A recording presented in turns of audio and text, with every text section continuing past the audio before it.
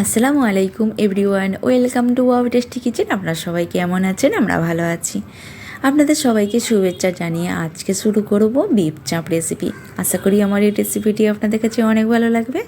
Recipe ভালো লাগলে like comment share করে পাশে থাকা বেল আইকনটি ক্লিক করে রাখবেন। যখনই নতুন কোনো ভিডিও আপলোড করব সবার আগে আপনাদের কাছে পৌঁছে যাবে। আমার এই রেসিপিটি আপনাদের কাছে কেমন লেগেছে কমেন্টে আপনাদের মতামত জানাবেন। ভিডিওটা প্রথম থেকে শেষ পর্যন্ত দেখার জন্য বন্ধুদের কাছে অনুরোধ রইল। কথা না বাড়িয়ে চলুন দেখে নেওয়া যাক। প্রথমে আমি নিয়ে নেব 17 থেকে 18টা কাজু বাদাম। এখন আমি নিয়ে নেব 2 চা চামচ চারমগজ। এরপর নিয়ে নেব 2 চা চামচ পোস্ত। এখন আমি নিয়ে নেব পানি। তো আমি একটু পানি দিয়ে একটা চা চামচের সাহায্যে খুব ভালোভাবে মিশিয়ে নিয়ে 5 থেকে 6 মিনিট রেস্টে রাখবো। এখন এক সাইডে সরিয়ে দিয়ে নিয়ে নেব দুধ। তো আমি এখানে দুধ নিয়ে নিলাম আর নিয়ে নেব কেশর। কেশরটা দিয়ে খুব ভালোভাবে মিশিয়ে নিয়ে 3 থেকে 4 মিনিট ভিজিয়ে রাখবো। এখন আমি এক সাইডে সরিয়ে রাখবো। এরপর নিয়ে নেব 700 গ্রাম গরুর মাংস। গরুর মাংসটাকে আমি খুব পাতলা পাতলা করে কেটে নিয়েছি, আপনারা দেখতেই পাচ্ছেন। আর গরুর মাংসের বদলে কিন্তু আপনারা মটনও নিয়ে নিতে পারেন। আর আগে থেকে নিয়ে আমি গরুর মাংসটাকে খুব ভালোভাবে ধুয়ে নিয়েছি।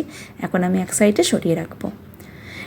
এরপর আমি নিয়ে নেব পেঁয়াজ। তো আমি এখানে নিয়েছি 2টো মিডিয়াম সাইজের পেঁয়াজকে খোসা ছাড়িয়ে খুব ভালোভাবে ধুয়ে নিয়ে তারপরে এরকম টুকরো করে কেটে নিয়েছি। আর নিয়েছি কাঁচামরিচ 5 টুকরো, পেঁপে নিয়েছি। আর নিয়েছি 8 থেকে 10টা রসুনের পুঁতি, 8 থেকে 10টা আদা। তো আমি আদার টুকরো 10 টুকরো নিয়েছি। এখন আমি এক সাইডে সরিয়ে দিয়ে নিয়ে নেব একটা মিক্সির জার। এই মিক্সির জারের মধ্যে প্রথমে আমি নিয়ে নেব 1 চা চামচ লবণ। লবণটা কিন্তু আপনারা আপনাদের টেস্ট অনুযায়ী দিয়ে নেবেন। এখন আমি লবণের মধ্যে দিয়ে দেবো আদা, এরপরে দিয়ে দেবো রসুন, এরপর নিয়ে নেব পেঁয়াজ।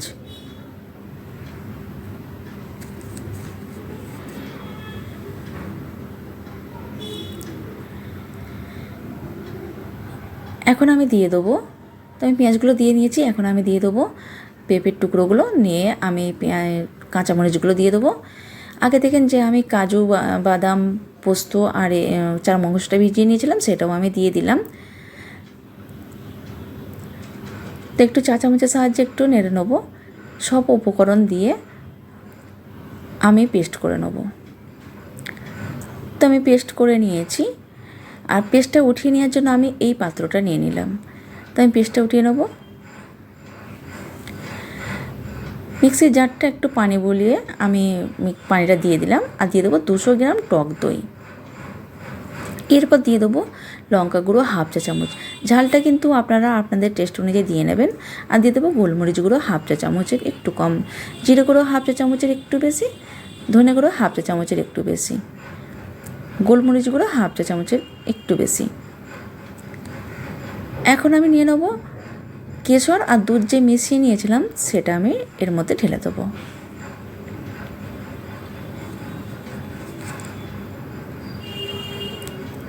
এখন আমি নিয়ে নেব 2 চা চামচ কেওড়া জল।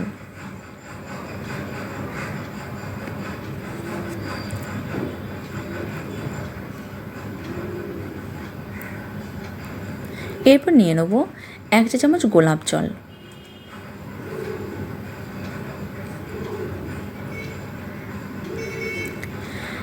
এখন আমি নিয়ে নেব 2 ফোঁটা মেথি আতর।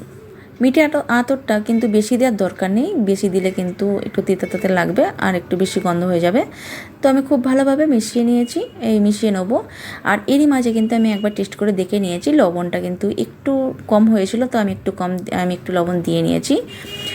তো এখন খুব ভালোভাবে মিশিয়ে নিয়ে আমি দিয়ে দিচ্ছি গরুর মাংসগুলো। আমি এরকম করে এক এক করে দিয়ে দেবো, দিয়ে খুব ভালোভাবে মিশিয়ে নেব। তো বন্ধুদের কাছে ওয়াও টেস্টি কিচেন শর্ট, আপনারা এই চ্যানেলটা সহযোগিতা করবেন, পাশে থাকবেন। ওয়াও টেস্টি কিচেন বা আমার এই চ্যানেলটা সহযোগিতা করবেন, পাশে থাকবেন। তো বন্ধুরা আপনারা পাশে আছেন আবার উঠিয়ে নিচ্ছেন, সাপোর্ট করে আবার উঠিয়ে নিচ্ছেন। প্লিজ বন্ধুরা এরকমটা করবেন না। তো আমি 1 ঘন্টা জন্য আমি রেস্টে রাখবো, চাপা দিয়ে রাখলাম। 1 ঘন্টা পর ফিরে এলাম। এরপর আমি চুলায় একটা প্যান বসিয়ে দেবো। প্যানের মধ্যে দিয়ে দেবো সয়াবিন তেল। তেলটা একটু হালকা গরম হয়ে গেছে, আমি এক এক করে মাংসগুলো এই তেলের মধ্যে দিয়ে নেব।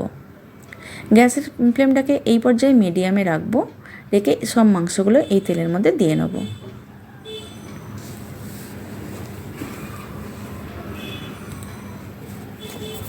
সব মাংসগুলো আমি দিয়ে আমি একটু নেড়ে দিচ্ছি। এই পর্যায়ে গ্যাসের ফ্লেমটাকে মিডিয়ামে রেখে আমি 25 মিনিটের জন্য চাপা দিয়ে রাখবো।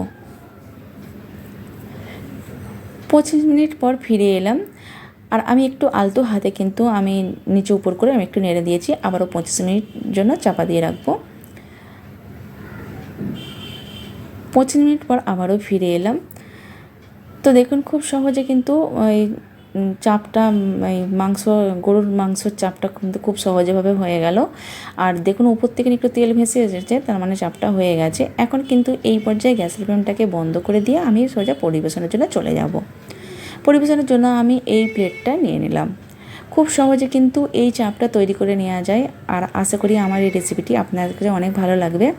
আর আমার এই রেসিপিটি দেখে আপনারা খুব সহজে কিন্তু বাড়িতেও বানিয়ে নিতে পারবেন। আর এই চাপটা বিশেষ করে কিন্তু ভাত রুটির সঙ্গে পরিবেশন করা যায়।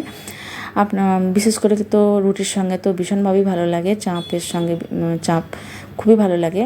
তো আমাকে তো রুটির সঙ্গে বেশি ভালো লাগে। তো আপনাদের কাছে কেমন লেগেছে অবশ্যই জানাবেন। তো বন্ধুদের কাছে অনুরোধ রইল, আবারও বলছি, সাবস্ক্রাইব করে আপনারা উঠিয়ে নেবেন না, প্লিজ সাবস্ক্রাইব করে উঠিয়ে নেবেন না। সবসময় সাপোর্ট করার চেষ্টা করবেন, আমিও সবাইকে সাপোর্ট করার চেষ্টা করব। আমার এই রেসিপিটি আপনাদের কাছে কেমন লেগেছে অবশ্যই কমেন্টে জানাবেন। খুব ভালো লাগলে বন্ধুদের কাছে শেয়ার করে দেবেন। আরও নতুন কোনো ভিডিও নিয়ে চলে আসবো, ততক্ষণ আমার চ্যানেলটি সাবস্ক্রাইব করে আমার চ্যানেলের সঙ্গে থাকবেন। ভিডিওটা যেখান থেকে নিয়ে দেখছেন অসংখ্য ধন্যবাদ। সবাই ভালো থাকবেন, সুস্থ থাকবেন, আর আমাদের সবার জন্য দোয়া করবেন। আল্লাহ হাফেজ।